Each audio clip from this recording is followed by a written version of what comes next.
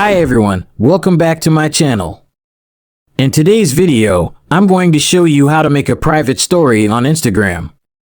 To make a private story on Instagram, you need to follow these steps. Step 1. Open the Instagram app on your phone and make sure you are logged into your account. Step 2. Tap on the profile picture in the bottom right corner to go to your profile page. Step 3. Tap on the 3-line icon in the top right corner to open the menu, then tap on Settings and Privacy. Step 4. Under the section Who can see your content, tap on Hide Story and Live. This will take you to a screen where you can manage your story settings. Step 5. Tap on Hide Story and Live From. This will show you a list of all the people who follow you on Instagram.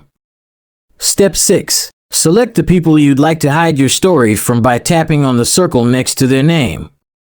You can also use the search bar at the top to find someone quickly. Once you have selected the people you want to hide your story from, tap on the arrow in the top left corner to save your changes. And that's it.